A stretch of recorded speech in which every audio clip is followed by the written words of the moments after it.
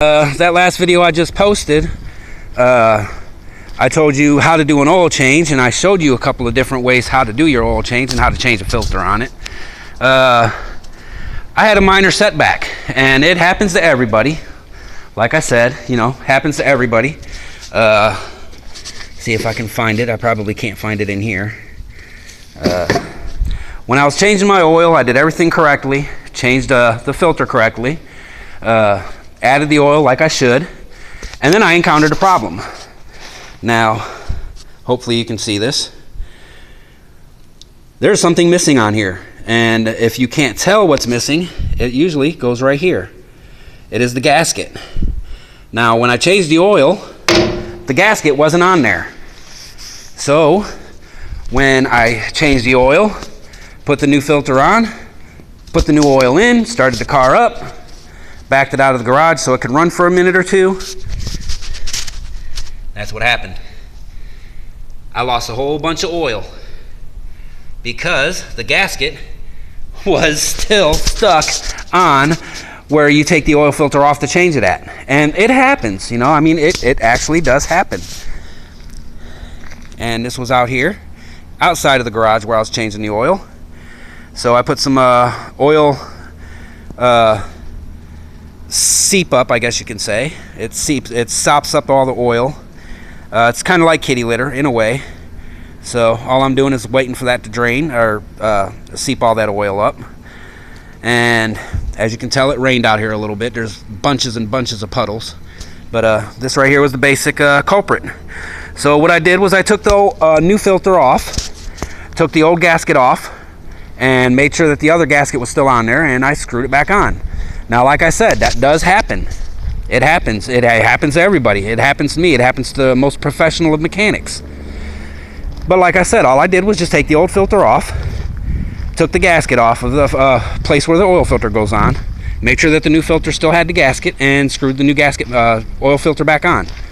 Now, one thing you should note is you're going to have oil everywhere. I did. Let me show you real quick. Gotta pop my trunk here, or hood. And I'll show you this. And I actually made a couple of errors in talking because I was trying to do two things at once. Now, I brought the car over to where I parked it, brought the hose out, hosed everything down as best as I could. You need to do that. Otherwise, you're going to get smoking everywhere, and you could wear out a belt, probably wear out a hose, get stuff where you're not supposed to get it at. It happens. So, basically, all I did, shut that. Basically, like I said, all I did was take the old new filter off, made sure that I had the old gasket off. See if I can find that gasket. Made sure the old gasket was off and then put the new filter on. Made sure that the gasket was still on the new filter, which it was, so. But like I said, it happens. Like I said before, I'm not the world's best mechanic.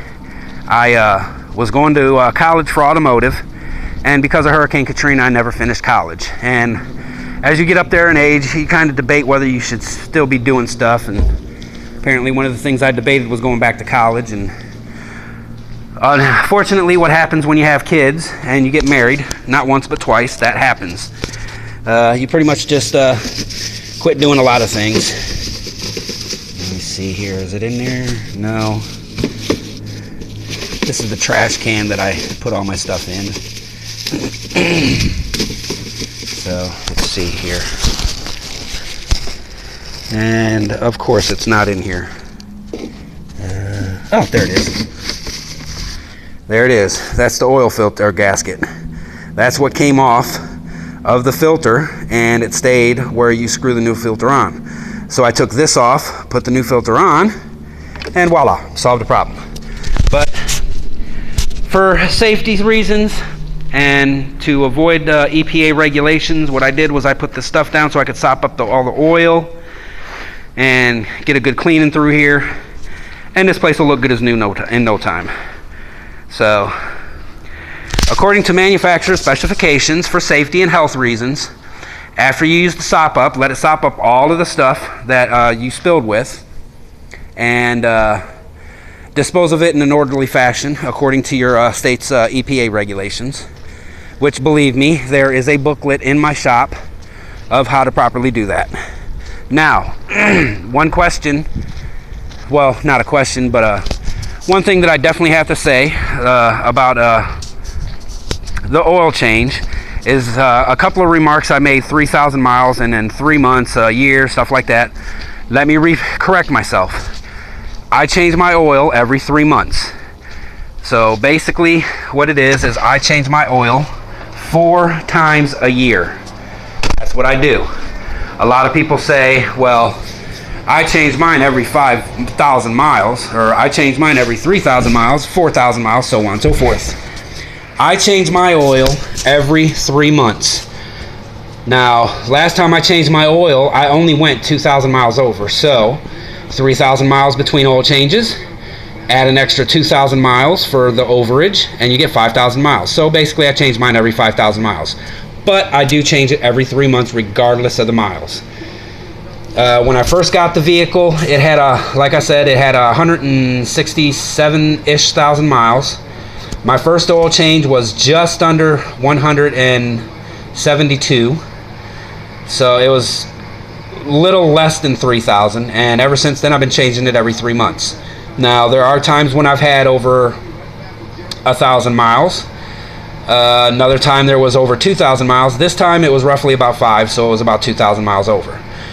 And like a lot of people asked me before, what kind of oil should I use? Should I use just regular 1030? Should I use 1040? Should I use high mileage oil? Should I use SAE 30?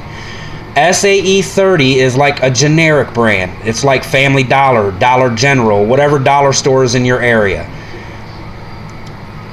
Not really recommended, but if you have to use it in emergency uses only. Always go by your manufacturer's specifications. Like mine takes 5W30.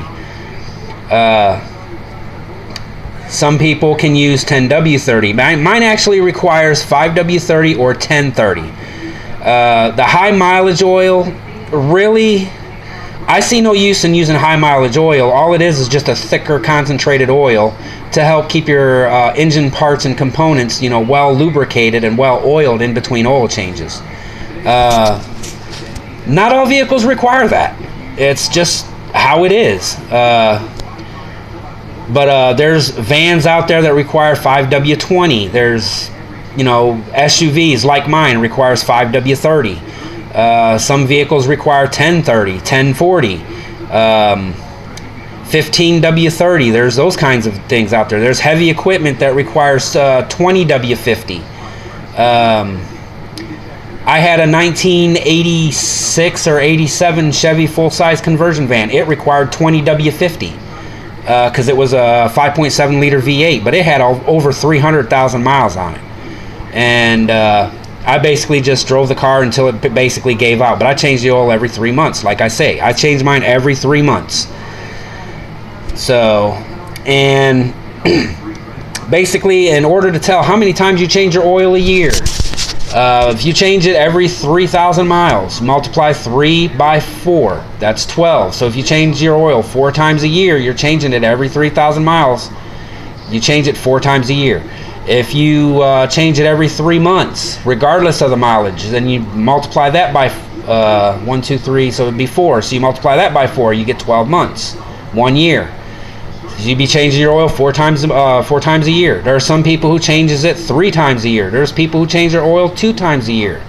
It just depends on your driving habits, where you drive your car to. Some of it may require, some of it may be based on temperatures. Some places like the desert or something like that, they change their oil every 3,000 miles. Like I said, I am not by means no professional mechanic. I am a backyard/garage mechanic. I do things based on how I see it. I do things based on manufacturer specifications. So like I said, I am not an ASE certified mechanic, so my word is not good as gold. So if you have any questions, please feel free to ask me, and if I can't answer your questions, I will refer you to somebody who can, because I have links to other channels. I don't include them on my personal vlogs, but I can refer you to somebody who knows what they're talking about and knows what they're doing. They'll know their stuff a lot better than I can. So, and just a couple of names to name. Eric the car guy, he knows what he's doing. He is a professional mechanic. ScottyKilmer.com or Scotty Kilmer channel. He's got a couple of links on this web, on YouTube. He has been a professional mechanic for like 60 some odd years. So, and he works out of his own place, but I'm pretty sure he's worked in professional shops before. So you got him. You also have you got Eric the car guy. You got Scotty Kilmer. You got Chris Fix. And he's got links to other professional mechanics.